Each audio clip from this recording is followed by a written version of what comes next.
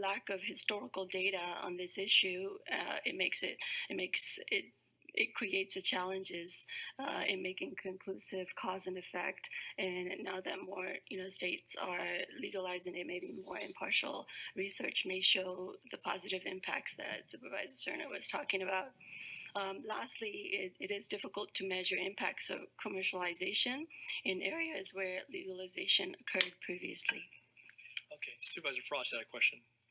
Would you say that cannabis or marijuana is a gateway to opioids or other drugs? So CDC research does show that youth that have used marijuana, cannabis, have higher rates of using other substances, including alcohol, opiates, stimulants. Thanks. Could I dovetail? Same for alcohol, similar to alcohol? Starting cannabis as a primary? No, can it be stated that accurately that alcohol can also serve as a gateway? I guess anything can be. I have not read up on that specific aspect. Okay. Yeah. Good afternoon, Wood. This is Mackenzie Wilson. I want to preface this statement with the fact that I actually love this plant. And I love that it is growing on corners in other countries just like a shrub. Of course, the concern goes down over age. The fear tactic of just saying no. The fear tactic of just saying no, drugs are bad, scares children. And as they grow up and they realize they've been lied to about it, of course, the concern changes and the concern goes down. The first presentation with 10-year-old data was one-sided and full of bias and full of misinformation. And I recognize it was his job to do that and make sure that we fear crime to justify their budgets. But what a stretch to correlate domestic violence with pot smoking. And shameful that we screenshot this document without reading it fully and having anything accredited or really to back it up.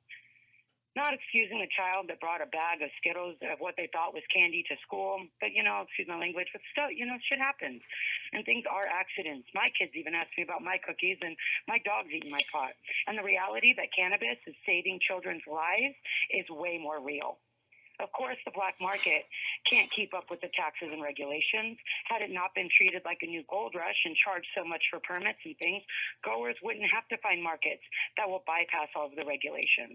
This black market is fueled by people who cannot afford the high-priced weed. You have no idea how many medical marijuana patients we've pushed to the black market just so they can afford their medications, and how many small businesses are struggling to survive who are there now as well. I appreciate the addition of the recent and local data that refutes half of what that first presentation highlighted and talked about for most of it. I appreciate him admitting that he didn't have much to go on, and I still hear that they were unfortunately trying to make connections that were way out of their purview. My point is that this presentation is nothing but fear-mongering, and as the data showed in the beginning, as people find out they've been lied to about it, the fear dissipates. I guess my concern is that all of this enforcement is going to go into the little guys in our community, the ones already struggling, the ones being forced into the black market, the ones who want to learn about how to grow it safely, but live in a county that comes from a carceral lens instead of a public health one that would provide resources on how to use marijuana and grow it safely and dispose of some of that safely without punishment. I'm fueled by loss of billions. I'm not into your legal roundup. Whatever model you create should include and I heard you say this, Natoli, so thank you so much, but should include things like the Department of Public Health and come from a place that values lives over money and incorporates the war on drugs and the very real disenfranchisement analysis that this will and has always brought to communities of color. And since we're asking about the taxes, it'd be cool if somebody could ask and have presented how much of that money goes to community and how much of that goes to cops. Because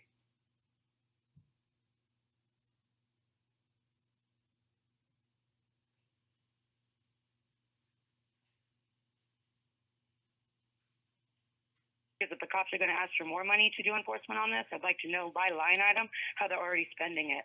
I also want to know how come the DHA presentation didn't mention that cannabis helps with asthma, depression, PTSD, schizophrenia. I can speak to that personally.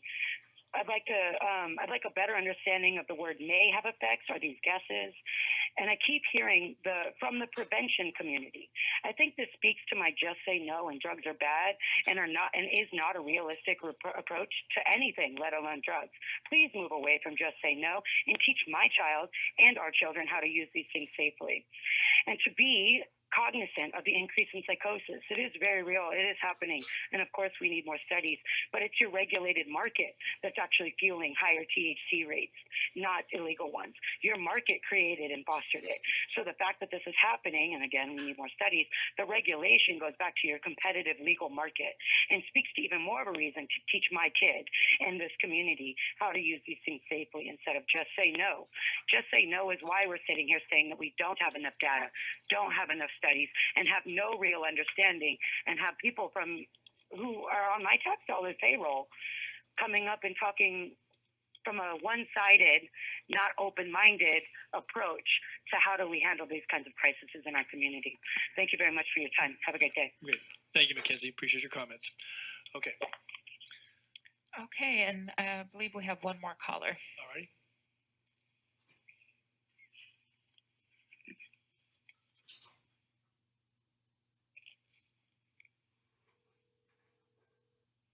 Hi, caller. Please start with your comments. You have 3 minutes. Hi, Board of Supervisors. I honestly couldn't say it better than the previous caller in just critiquing and the presentation from before, but really thought it was adorable at certain points. It's about as adorable as the old school DARE program that I went to school with and had learned and ended up finding after several conclusive studies found that it provided no decrease, no meaningful, substantial, or even statistically significant decrease in drug use. May have actually encouraged people to use drugs. So kudos to reminding us of that old war on drugs relic. But I have a couple of serious questions. Now that we've had a report back on the health and safety considerations relating to cannabis, first, are we going to have a report on the positive uses on health and safety for cannabis? And two, are we going to have any report back on the health and safety considerations relating to alcohol as well as tobacco? Preferably separate presentations, given the fact that alcohol kills no less than 10,000 people on a yearly basis.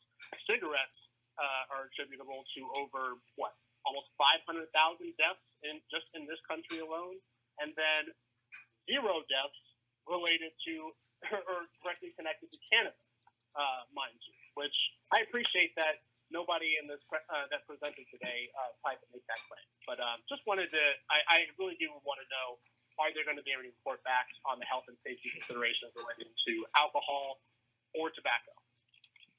Okay. Thanks. Yeah. Thanks, Keon. I know we are going to have a report back on July 12th as it relates to cannabis, and Supervisor Cernan had asked about that very early in the presentation, so we will have on the health impacts and the, I guess, positive health impacts perspective, so that'll be on July 12th. And we'll also have on that day for board's consideration, at least as it currently stands, the measure that we talked about previously, so that'll be as a part of the agenda as well. Is that accurate? Okay. And certainly understand your request on alcohol and tobacco, but as it relates to cannabis, we will have that presentation that you referenced on July 12th, coupled with this other item. Relates to a measure that may go before the voters. All right. Any other callers? No, that was it. Okay. I'm just triple checking the queue because sometimes folks slip in, and I closed it when he was finished talking. Very good. Okay, thank you to Mackenzie and to Keon for your comments. And with that, thanks to our presenters. Board members, any other comments for today's purposes? We will return back with this item, now having had presentations on different aspects on 2 different occasions. So July 12th, and we should allow sufficient time for that in our agenda planning. I also want to add that that July 12th presentation on the medical benefits of cannabis is contingent upon us locating someone who is available on that day. We will make every effort to make that happen. Okay. Mr. Chair, Yes, sir. if our executive team is having any difficulties, please reach out to my office. We can assist. Great, thank you. Okay, very good. Okay, and with that, just in light of the, I guess you will have a draft. Go turn to council for a moment, because there certainly has been indication by a number of board members that they're interested in pursuing this. It does require a 4/5 vote if it's to go to the ballot. Will you have them before board's consideration, I guess, a draft measure? Because it's going to have to be ready to go, right? Yes, the staff has the ordinance, and we will have, I believe, the draft measure ready for the 12th. Okay, all right, because it would be introduced on the 12th. It would have to come back on the 26th. No? No, it's not that kind of ordinance. Oh, it's not. It's basically the measure is what needs to be put on the ballot, but you don't have to introduce it and Okay. continue it and pass it, because you're not passing the ordinance. It would be the voters that actually pass the ordinance. But you actually have until the 26th, do you not, though, technically? Yes. So. We have till past the 26th. I don't know the exact. Yeah. I think it's August 4th, but Okay. yeah. And I was saying the 12th because I was under the same understanding as you that we had to introduce it and wait. So. Okay, so it may come back, depending upon, again, we're going to be meeting the 12th and the 13th, and again on the 24th and 25, 26, 27. 26, 27. So it will be at one of those dates, and again, we'll shoot for the earlier July meetings, but again, depending upon availability for folks and what has to go in for board's consideration, it needs to be fully developed if we're going to take it up. So, okay, yeah, because I was under the same impression as you, and that it had required that introduction in 2 weeks before you could actually go forward with that. So, okay. Any other questions on procedure wise? So we will see this back in July. Again, thank you to our presenters, and that concludes the hearing on this. We'll see you back. Next item, please. Okay, item 5 is the adoption of the